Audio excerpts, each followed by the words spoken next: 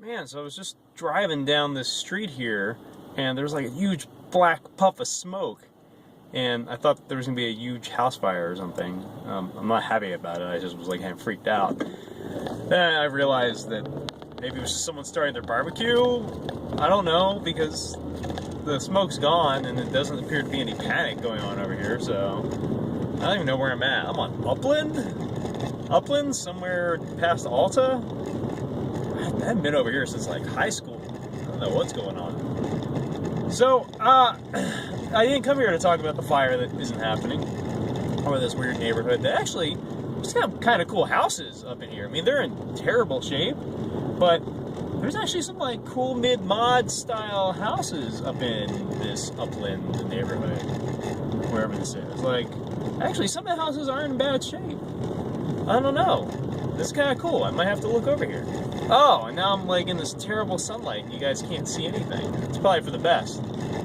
But I didn't come here to talk about that. I really didn't. But I'm really, it saddens me. So now I'm going to go off, oh, that one's cool. So I'm going to go off on a tangent. So you guys, I love real estate, right? I mean, not like doing real estate, but I love houses. I like, real estate porn.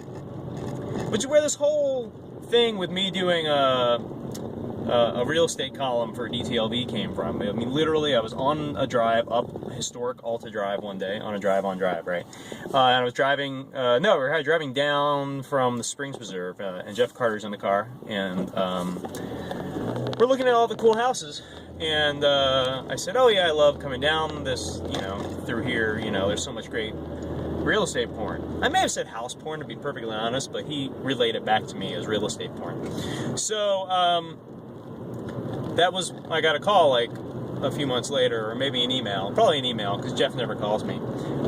Not like I ever call anybody, but I got an email and he said, so, we were talking about that real estate porn thing and think I'd like you to, write about that for DTLV. And that was basically the birth of my Herb Appeal column. I came up with the name. And that's the best I could come up with. And I think a few people groaned at it at first, but the powers that be liked it, so that's that. And that's where it came from. It came from just my love of just looking at houses. And I have had some experience dealing with, buying and selling houses just personally to live in. So I knew a little bit about the market and things like that. So that's that.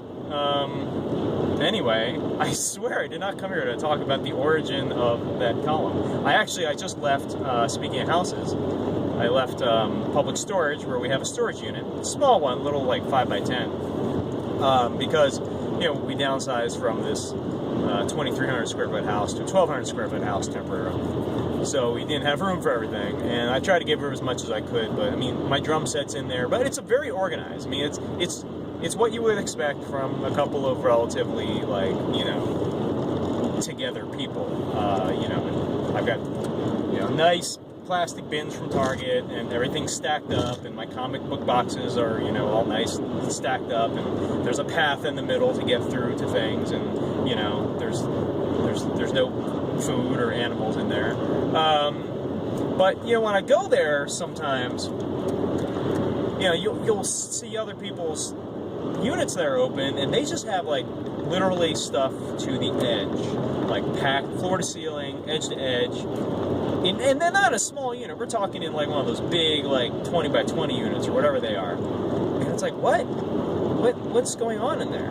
And I realize in situations like that, it's probably they got evicted, or they got foreclosed, or there's a divorce, or this guy's on my ass. There was a guy on my ass. And people have to move immediately, and they don't have any notice, and they don't have anywhere to put their stuff. So they go shove all their stuff into storage, or whatever the case may be. Who knows? Anyway, but I come up there today, and last time I was there, which was a few weeks ago, I saw my neighbors across the hall, quote unquote. Not quote unquote across the hall, but quote unquote neighbors. Just kind of hanging out and sort of going through stuff. And again, this was another one of those things where you could tell they just had random crap. But it didn't look like oh, here's like the contents of our house, our furniture, and, you know, our decorations and our paperwork, whatever. It was like just bags full of crap. Just like, I mean, because they were trash, but I could see what was in them, and it literally looked like trash. But I'm like, okay, whatever. So I come up there today, and the entire hallway is full of junk. I mean, literally junk. There was like moldy fruit on the floor, and there's just trash. I mean, it was just, and that same door is open, and I walk up, and it's blocking my door, and I'm like, hello? And he said, oh, man. And I'm like, I need to move your stuff. He's like, move it, kick it out of the way. I was like, I look down, and I'm like, there's like rotting fruit, and like, I don't know what else down there. I'm like, I'm not touching that. I had to push it, shove it out of the way with the door a little bit. I was going to bring up some more stuff. I was like, I'm only going to get in what I can fit in this crap. Anyway, and it really saddens me because, like, you see this is the state that people get in their lives. And it's, you know, some things are of their own making, but a lot of things, shit happens, right?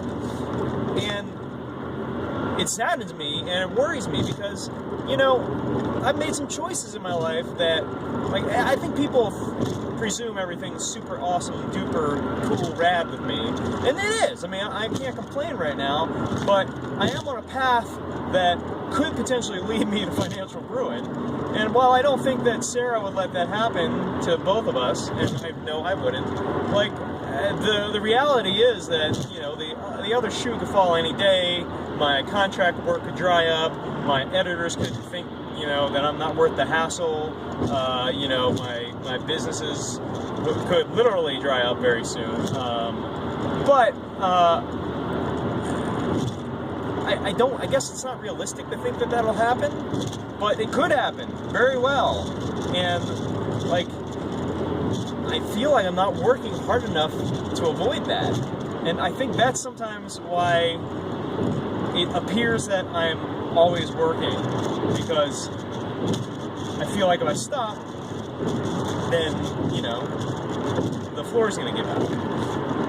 And I'm trying to not live with that fear, and that's why the last month or two I've really tried to, like, cut back on being stressed out and overworked, and just letting things kind of happen as they happen, and, you know, working smart and working hard, but not overdoing.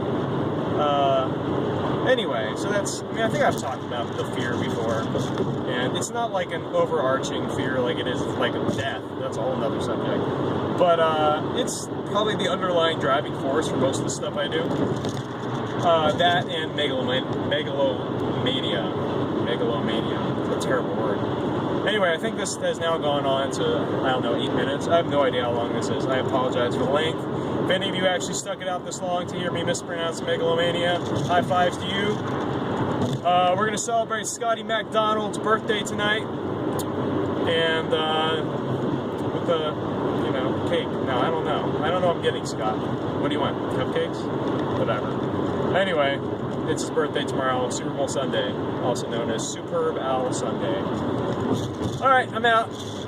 Freeway!